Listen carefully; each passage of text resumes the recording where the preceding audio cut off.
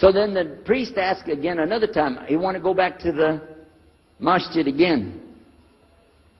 He went, this is middle of July, 1991. He went to the masjid with him again. And by the way, this masjid, Sheikh Mohammed Jabali knows it very well, is on Medina Drive in Arlington, Texas. And that's where they were going to, because we were living in Midlothian, just south of Oak Cliff and south of Dallas. So they didn't come back. All night we're waiting. What happened? Very late they came back. And when he came in, I looked. There's Muhammad. I recognized him.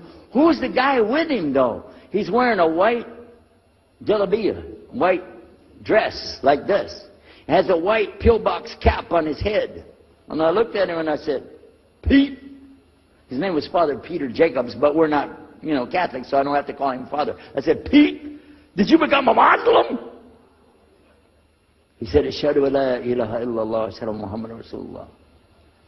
I said, oh my God. Now I used to have cameras like these cameras right here, because we had a television show called Estes Music Jamboree. So I got one of our cameras out, opened it up, set it all up on the tripod, and I was going to interview him and ask him, well, you went to Islam, what happened? While I was talking to him, though, he fell asleep. So it was still in my mind, and I was thinking, what am I going to do? This is too amazing.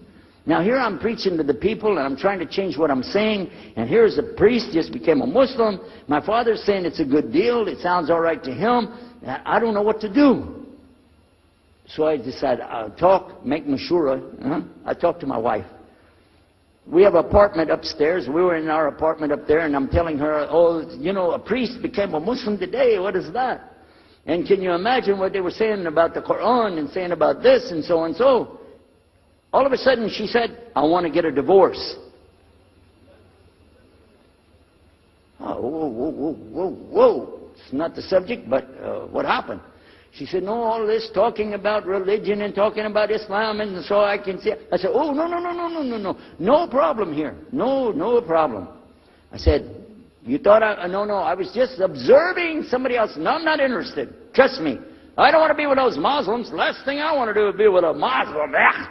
No way. Just put your mind at ease. She said, I need a divorce. I said, where are we going with this again? What's the problem with that? What happened? She said, a Muslim can't be married to a Christian.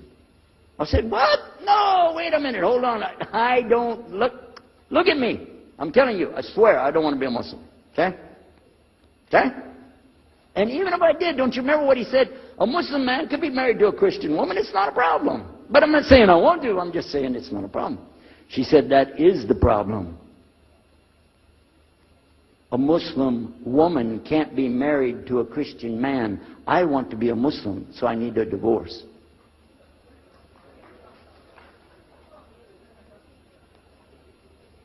I'll never forget, I was sitting right on the edge of the bed, just sitting there, and I almost fell over.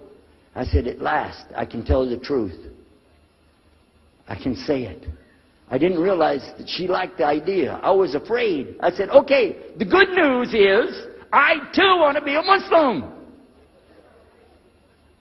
You know what she said? I don't believe you. I said, no, really. I was just saying that because, but for sure, just so you know, I want to be a Muslim. I've been thinking about it. I want to be a Muslim. We're both going to be Muslim. Alhamdulillah, it's going to be great. Right? You know what she said? I don't believe you because you're either lying right now or you were lying 5 minutes ago when you said you didn't want to be a Muslim. And either way, I don't want to be married to a liar. So get out.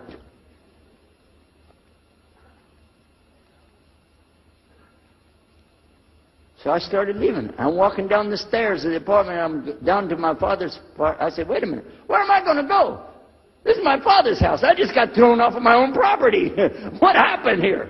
So I went to get to Muhammad and I woke him up. I said, come, you and me, we got to talk. Come with me. And we went outside the house and we walked those country roads in Midlothian, Texas, until the time for the sun to come up at dawn. And all that time I talked to him about what's it like to be a Muslim, how do you have to believe, what do you have to do. Let me hear all of it now. And no more playing a game. I'm not debating, I just want to know. Just tell me. Just tell me what's Islam. I need to know what I need to do. And he told me everything, and I realized this is it. I got to make a decision. This is a big deal, though. And he told me, okay, this is up to you. You have to go make a choice for yourself. I can't help you. I said, oh my God. So when he was praying Fajr, I decided, I've been watching this man praying this direction with his head on the ground. It's so beautiful to see a man humble himself, put his head on the ground to the Rabbil Alameen. I said, oh my God, let me try that. So I sneaked off somewhere where nobody could see me, illallah. And then I found a place, a board there, you know, and I bowed down on the ground, and I put my head down on the ground on that board there.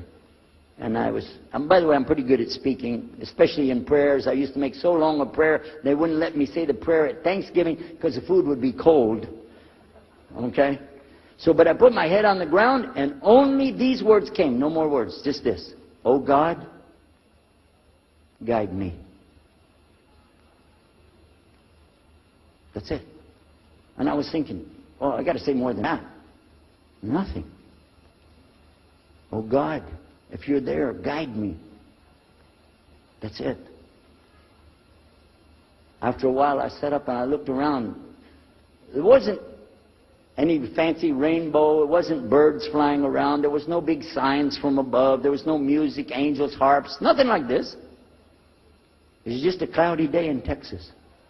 But inside, I could realize I had to make some changes. To me, that's what I need to do.